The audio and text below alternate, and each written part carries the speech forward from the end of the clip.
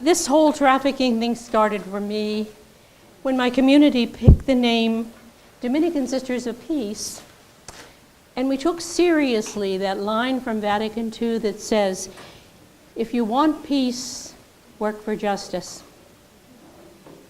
And as a result, they selected 5 justice issues, and they organized around them, and we were supposed to pick one of them to work on. So I signed up for the Committee to Work Against Human Trafficking. And then the meeting was over. It was here in Columbus, but I was living and working in McKeesport, Pittsburgh at that time. So the meeting was over and I went back to Pittsburgh and I was thinking, well, I don't know anything about human trafficking. So I looked around for an opportunity to educate myself, and I found out that the central headquarters for the FBI in Western Pennsylvania was right there in Pittsburgh, a huge building. And they were having monthly sessions on trafficking. So I found where it was and I started going. And the other people, it was interesting, the other people attending these sessions, there were a lot of attorneys. They were law enforcement people, social services agencies, healthcare workers, and people in government agencies like immigration, you know. There were 2 nuns. They called us NGOs, non-governmental organizations. They had to label, you know, you had to label everybody, so I was walking around an NGO. There were many different aspects of trafficking addressed at these sessions, and I really learned a lot. I learned, for example, that over 100,000, and this was years back and it's probably more now, over 100,000 children are exploited in prostitution every year in the United States. And the average age where the child is first recruited is 13. I also learned, and I was surprised at this, I also learned that the youngsters did not consider themselves to be victims, and they resisted being rescued. They called what they did being, and they call it in the life. That's the way they talked about it. They don't use the word trafficking at all. They're in the life. And they said that their life now with the pimp was better than what they had had before. Most, if not all of them, were runaways. Some of them still lived at home and worked for the pimp, and the parents had no idea what was going on. Some had been in foster care most of their lives, and they were just sick and tired of being part of a group. Others came from dysfunctional families, so dysfunctional that they had not even been reported missing. Human trafficking generates 9.5 billion, that's billion with a B, every year in the United States. The average pimp, and the pimp can be a man or a woman, or in some cases parents. Parents traffic their own children for drug money or sometimes for rent money.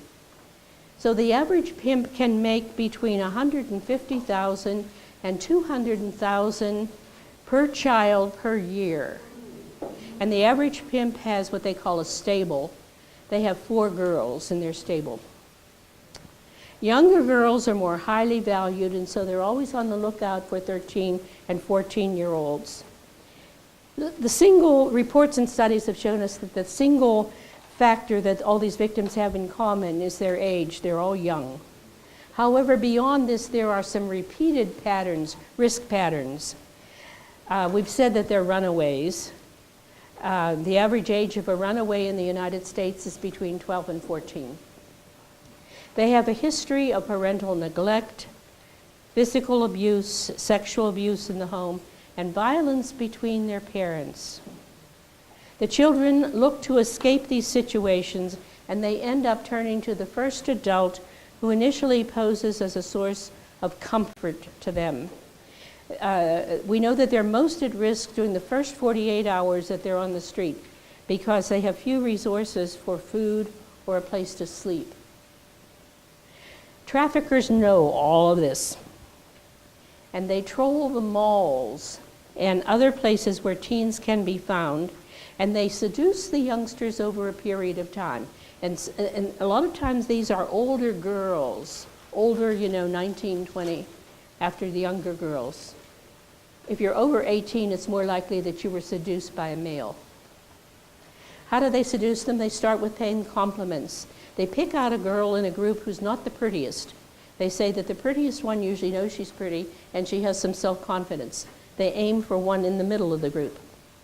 And they pay her compliments. They tell her she's pretty, she's sexy. Then they start buying her gifts. They become friend and protector long before they introduce the youngster into a life of prostitution. Many of these youngsters have already had sexual experience because of their former home situations.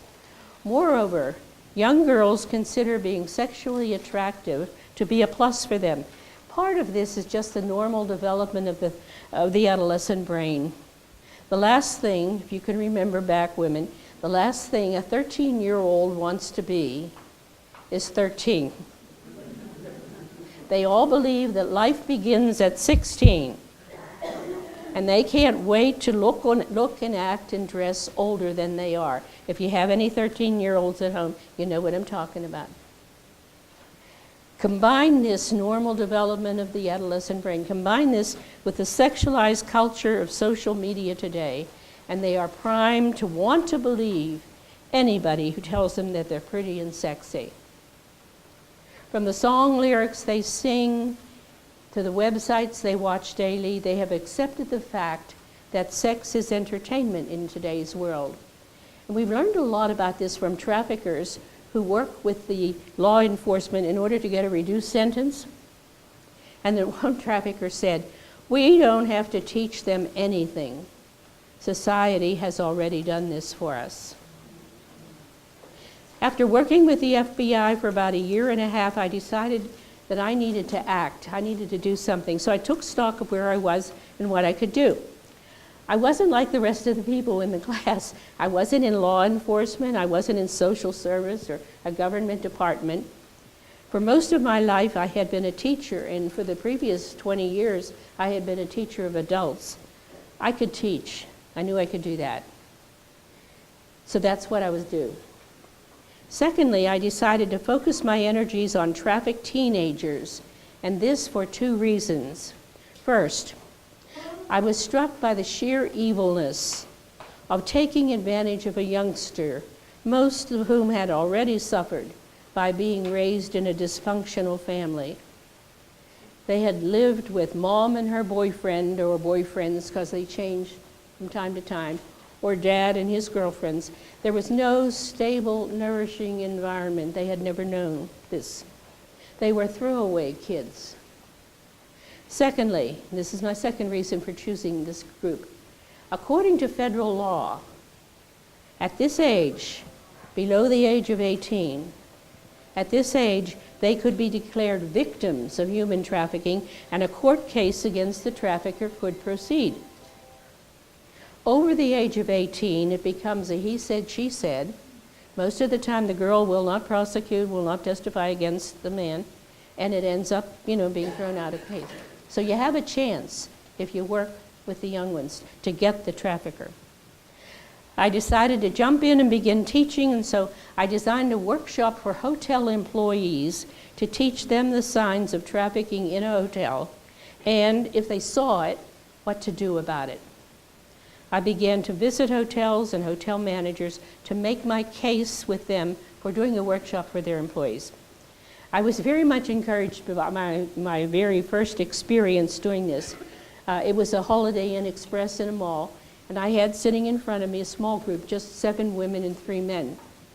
And I began by asking the question, do you believe that young teenagers are being brought to hotels like this and used in prostitutions? And I didn't know what they were going to say. The whole group answered together and they said yes.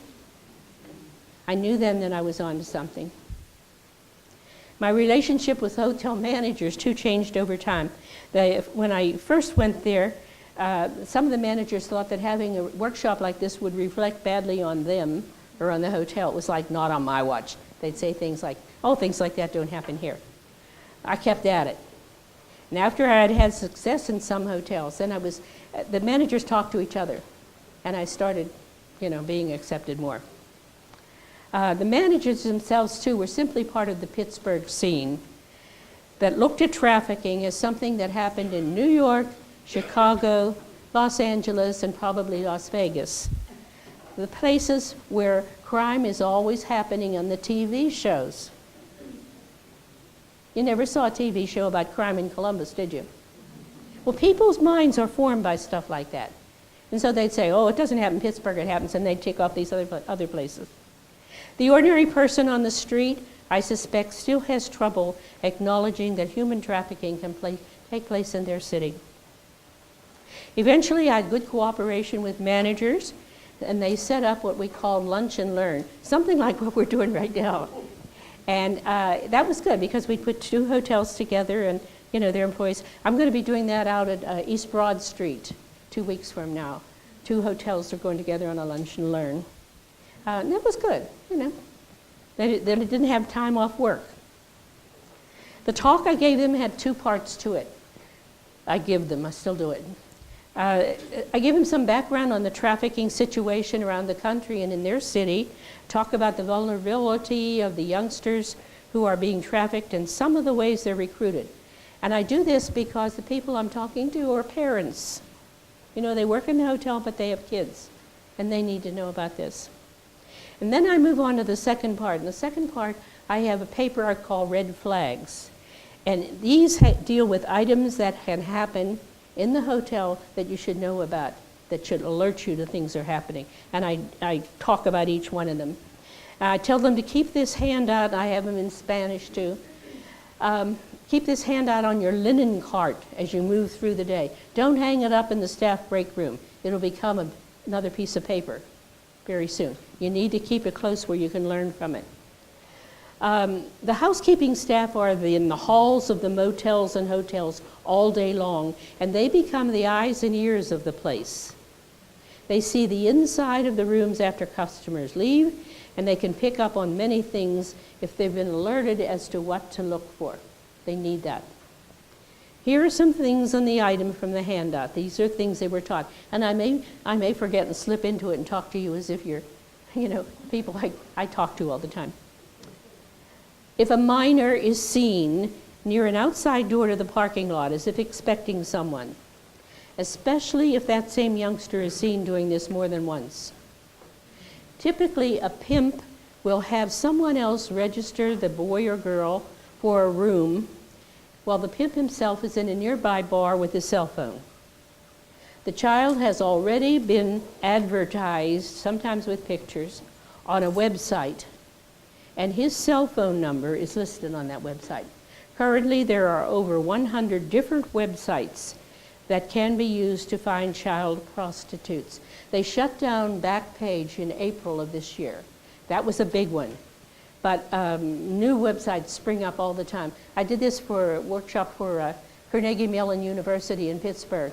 They were all grad students and they were heavy into technology. And they exploded when I got to this part, telling me about all the easy ways it is to set up such a thing. They knew what I didn't know. The pimp gets a call from the John, and he tells the person which hotel to go to and which back door to go to. Now, you can only get in a hotel through the back doors if you have a key card to your room. But the girl also gets a call and is told to go down and let him in.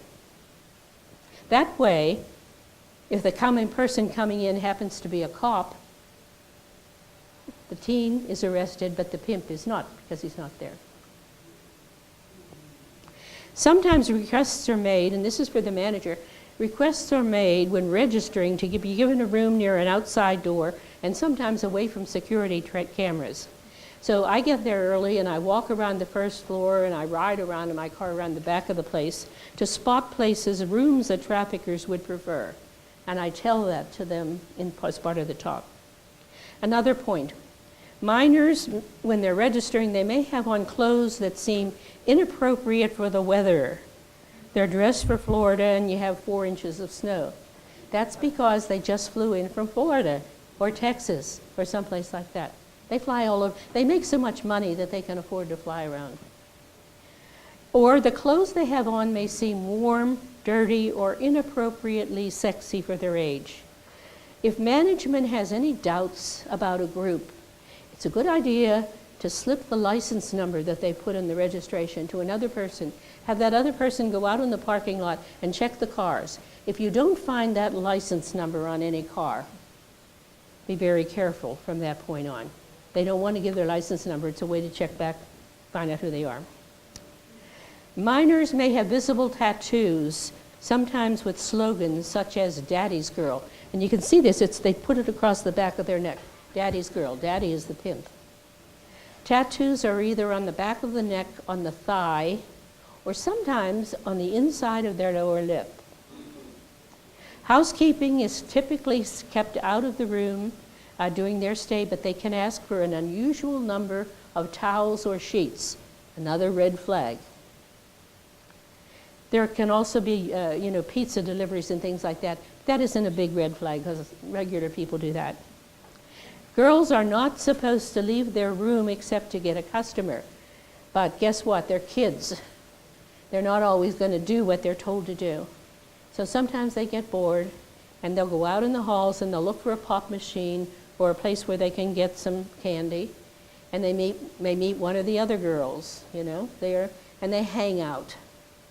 So to the people, the housekeepers, if you see a little group of girls hanging around the pop machine, see if you can find some job that you need to do that's within earshot of them. See if you can hear them talking, because there is a special language that these kids pick up while they're in the life.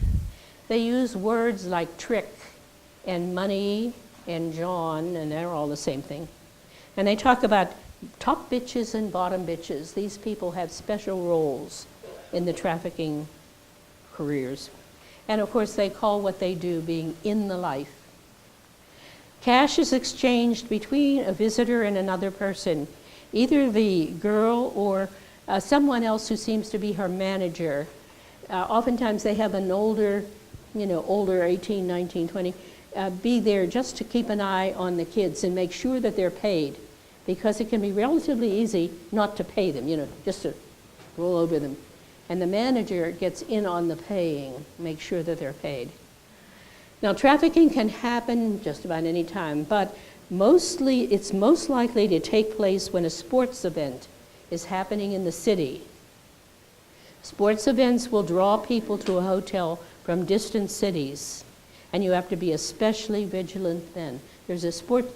Columbus is a big sports city, But the hotel employees, they're normal people. They listen to, they know when the sports events are coming. They just know that they have to remind each other, be careful. If a housekeeper, after a customer leaves, if a housekeeper finds an unusual number of, and you won't find all of these things, but some of them, you find an unusual number of condoms, porno CDs, sex toys, lingerie, or wigs. They use wigs to make the kids look older. If you find these things, any of these things, in a room after the customer's checked out, you can be fairly sure that trafficking has taken place. Now, you missed them this time, they checked out, but they weren't caught. So they very likely will be back the next sports event. And also in the room of the older person, the manager, you'll find these same things, wigs, and you might even find things like laptops and smartphones. They're very careless with their stuff. It's always important not to arrest the youngster, but to wait for the one who brought them to the room to come and get them.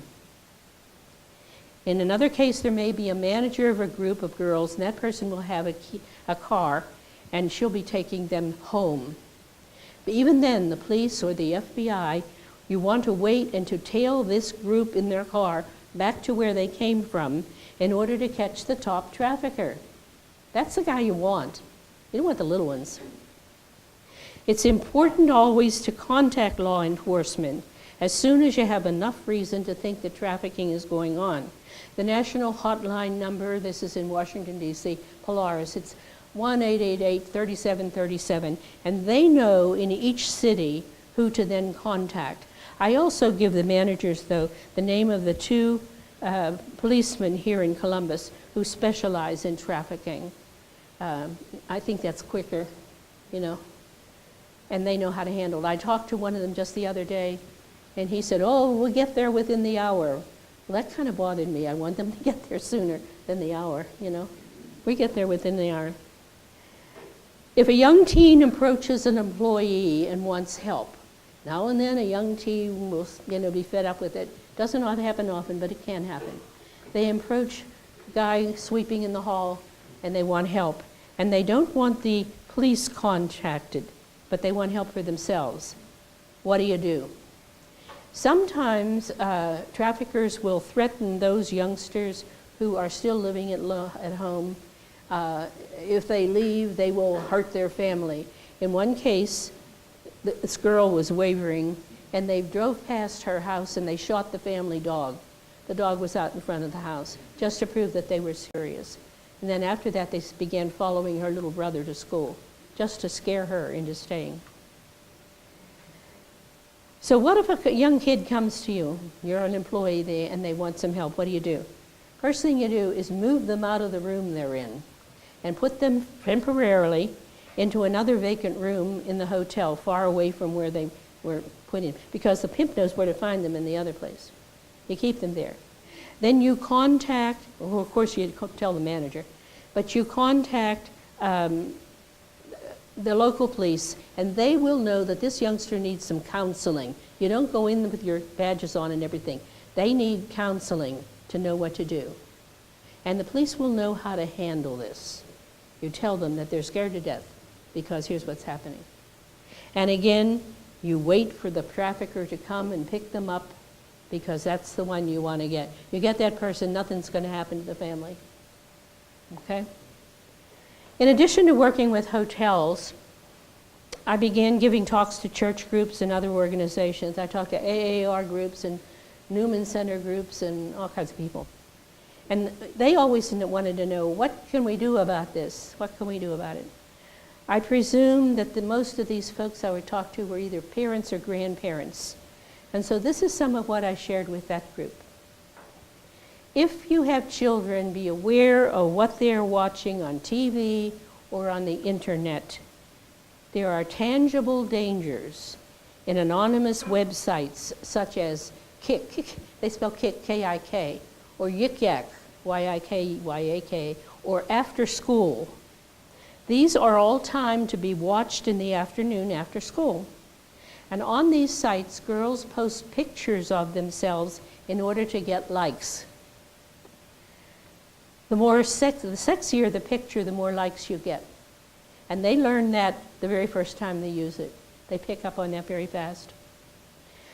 A few years ago, a video sharing site called Vine, V-I-N-E, had to ban sexually explicit material after reports that children were posting sexually charged videos of themselves on the site, including girls who looked as young as 9 or 11 years old.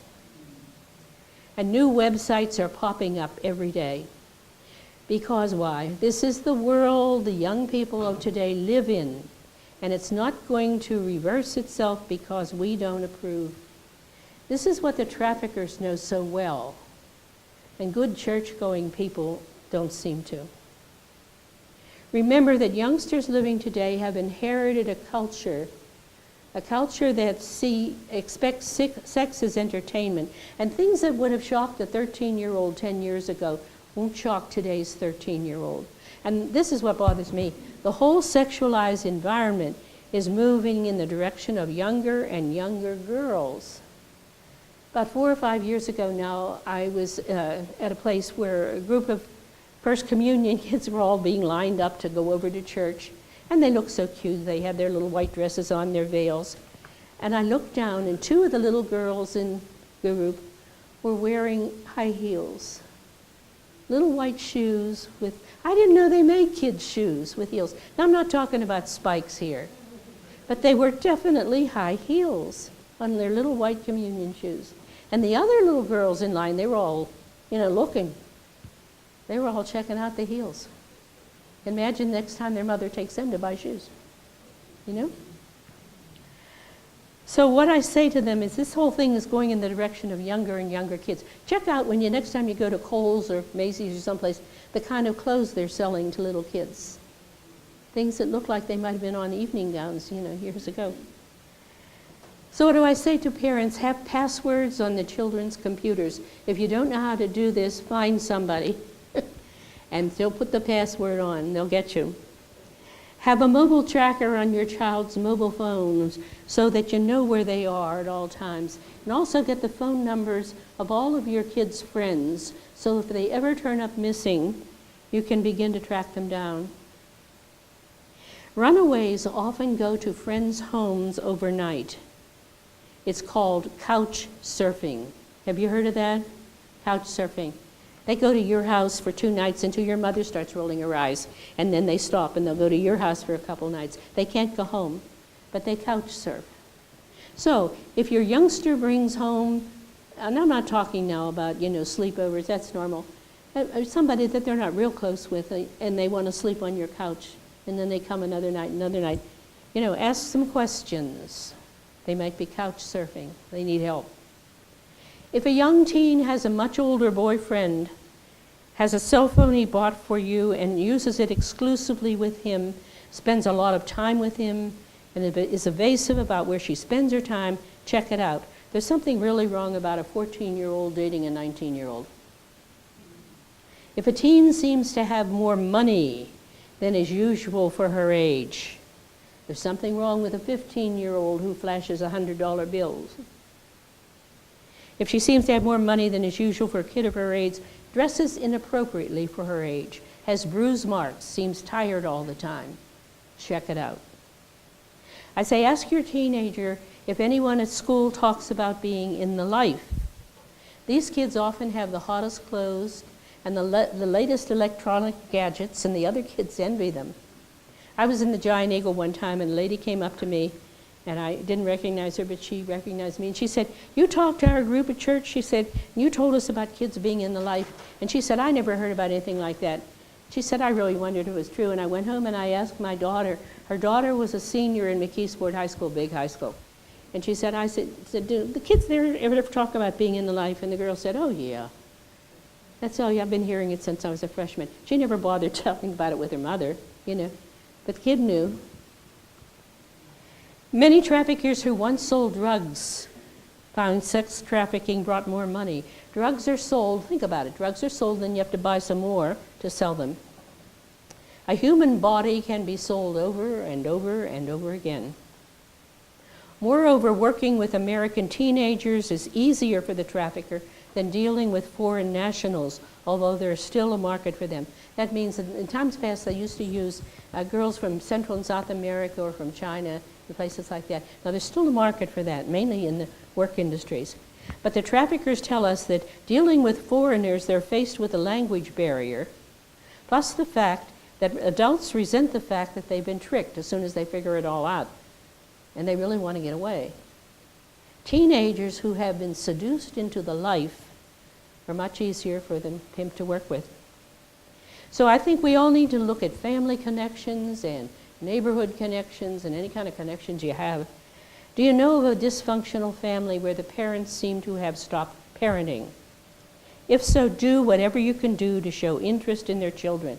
Somebody who's going to talk to them, listen to their troubles, give them good advice, because they can have their life changed for the worse by coming into contact with a trafficker looking to pull them into the life. Traffickers tell us that it's very easy, that it works every time, and you can be a good person who keeps this from happening. If you're interested in fighting trafficking, I suggest you jump in. Identify and throw your support behind those organizations that are already supporting family life, and there are too many of them to mention. They include mental health agencies that deal with dysfunctional families and children at risk, and you say, "Well, I don't have any training in this." Volunteer. You'll be surprised at ways that they could use you. Volunteer. Search out things that are already going on and jump in. I would be glad to work with anybody who would like to do what I do.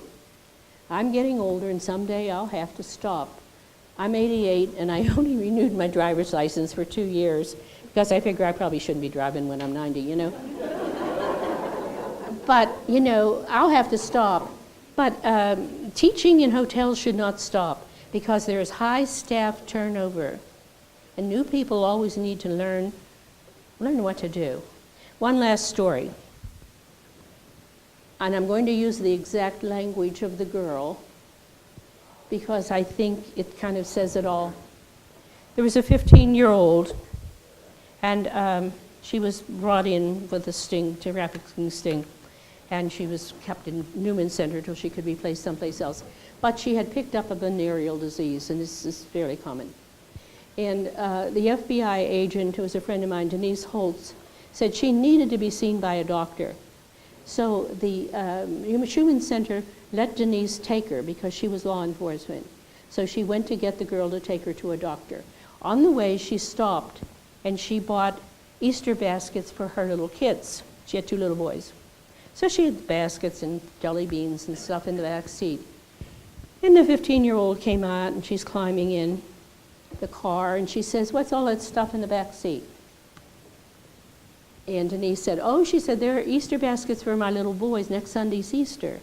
You remember Easter baskets." And the girl looked at her and said, "I never had a fucking Easter basket." Kind of says it all, doesn't it? These kids are tough. They're streetwise. They're hard in many ways. But they weren't born that way. They deserve a chance at life. And I personally plan to continue to try to make that happen. If there's anybody in here who would like to contact me later on, I have business cards that I put at the corner of the table out there where the food boxes were. If you want to contact me, if you have an idea, or if you want to help, anything, okay? And that's all I have. Thank you.